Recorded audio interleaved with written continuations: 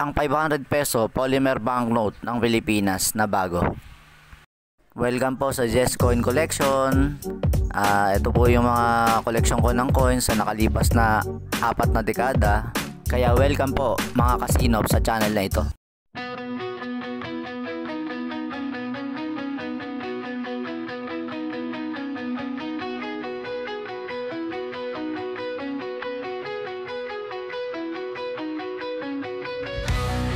Ang araw ngayon ay March 3, 2025, Monday. At ito yung mga na-feature ko sa mga collection natin ng coins, yung 50 sa 100. Pero ngayon, kani-kanina lang habang nag-e-edit ako ng vlog ng 10 centavo coin, ay dumating sa akin ito. At pinalitan ko sa asawa ko. Ang bagong issue ng 500 ng Pilipinas na polymer banknote. Although na-vlog ko na sa main channel ko tong 50 sa 100, dito sa bagong gawa kong channel na Jess Coin Collection ay dito ko na i-vlog tong 500 kasi hindi na itatanong noon pa ako nag-vlog ng mga Philippine money o kaya sabihin natin Philippine coin na pahapyaw sa main channel ko. Pero ito dito ko na i-vlog ngayon kasi lahat ng tungkol sa coins, perang papel at kwentong pera ay dito na natin i-upload sa Jess Coin Collection. Kaya yun, happy ako at nakakita na tayo ng personal ng 500 na polymer banknote na bagong issue ng ating bansang Pilipinas o Bangko Sentral.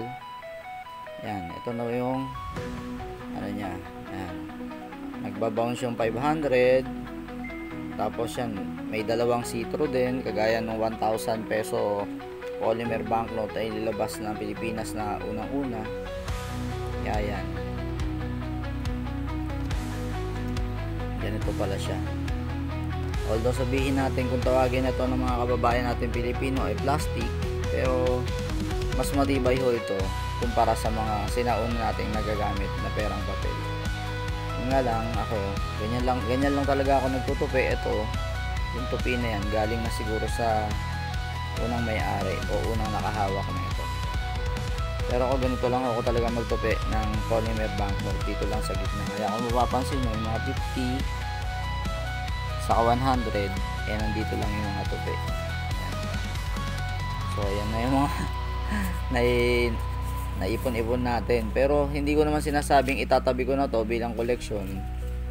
Pinipicture ko lang siya ngayon para sa sabihin nating may vlog, dagdag content din kumbaga. Yan, ganyan siya kaganda. Maganda naman yung pagkaka-design.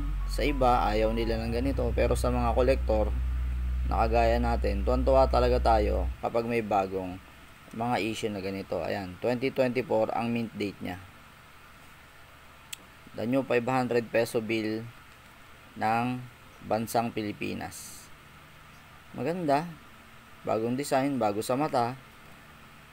Nakikita ko lang to sa Facebook at YouTube. Ngayon, personal na rin po tayong may hawak na 500 na polymer banknote. Yan.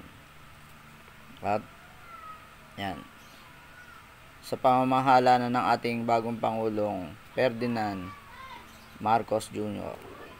At ang tagapangasiwa ng Bangko Sentral na si L.E.M. Remolona Jr. Tagapangasiwa ng Bangko Sentral.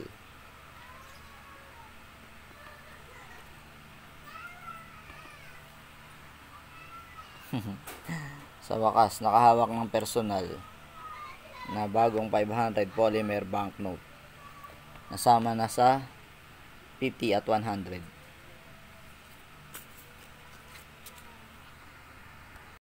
Like, subscribe, hit the bell